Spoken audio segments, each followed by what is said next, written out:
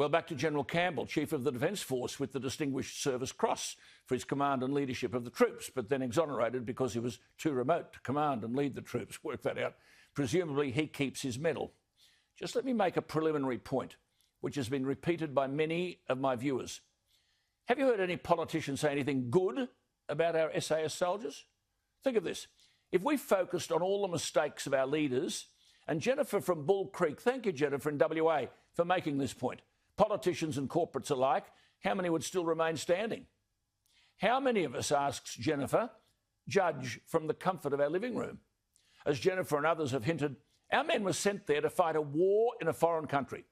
Now we're apologising to the country and offering compensation to those who fought against our troops, to those who looked to kill our men, while those who serve return home to nothing, and those who sacrificed leave behind families who also get nothing.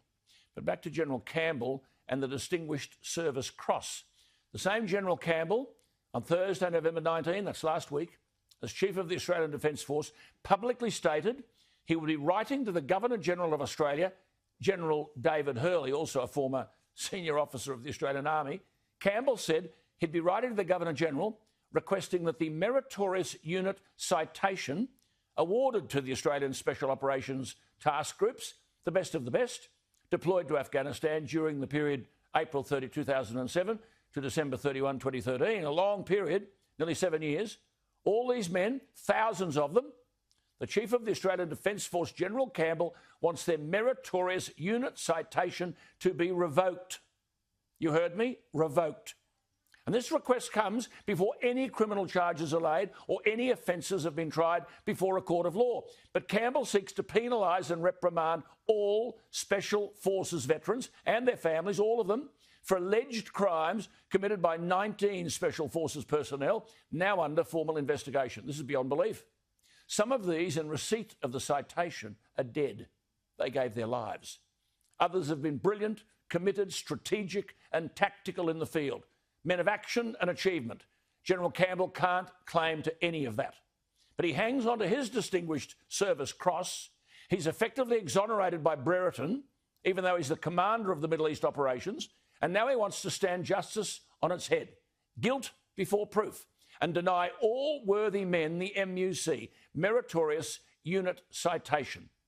Well, the remarkable young man to whom we have spoken on this program before, only as recently as last week, Heston Russell, has entered combat away from the fields of Afghanistan, where the 34-year-old was platoon commander of the 2nd Commando Regiment. He completed 4 deployments to Afghanistan. In the past 5 years, he's lost more friends to suicide than during his 4 deployments to Afghanistan. More than 10 soldiers from his unit have killed themselves. More than 400 veterans have taken their lives since 2001. But Heston is now as guilty too of unproven offences as everyone else, because no one's named.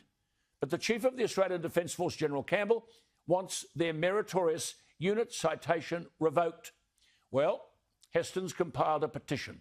He wants you to sign it online so that it can be collated and sent to the Governor-General, if need be, to Her Majesty the Queen. Heston is speaking for the veterans community and basically urging the Governor-General to leave the Meritorious Unit Citation Awards in place.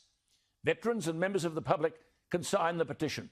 Go to voiceofaveteran.org. Just one word, by the way, voice of a veteran, put it all together. Voiceofaveteran.org. So in very unhappy circumstances, Heston Russell joins me again tonight. Heston, thank you for your time. Where is this going to end? Good evening, Alan. That's a very good question. We don't know where it's going to end, but we're trying to support those veterans and those families who haven't even been contacted by the Department of Defence to help preserve the memory of those meritorious men that are yet to be proven guilty in any actions other than falling in combat overseas. Absolutely. The Prime Minister has called the content of this report brutal truths. So, Heston, that means you're all guilty. That includes you.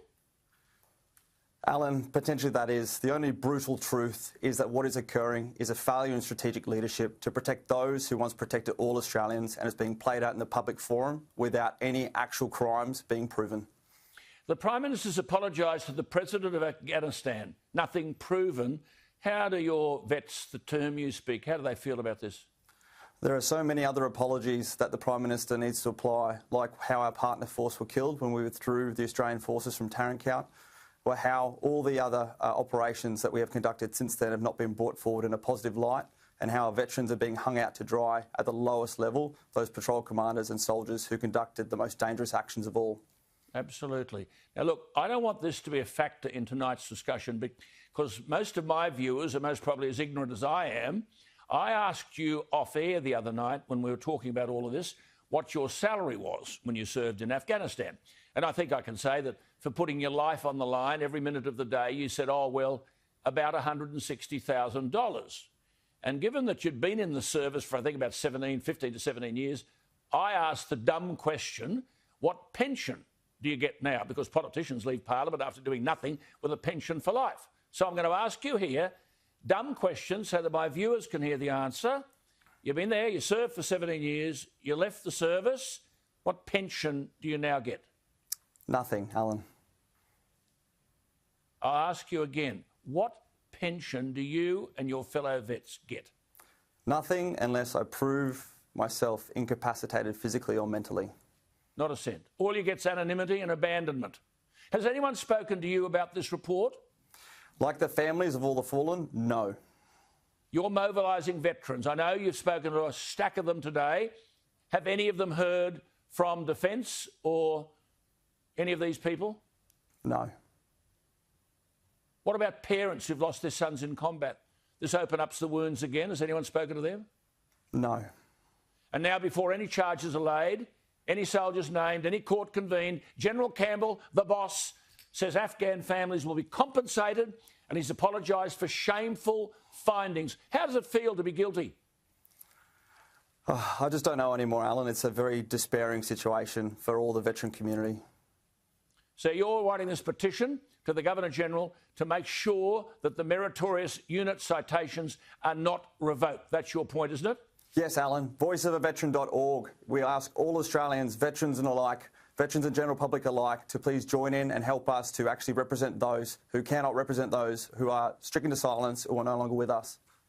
Okay, give us again. So if we need it to the viewers, to friends, everyone out there, the petition, yes. It's online. Just go to voiceofaveteran.org, right?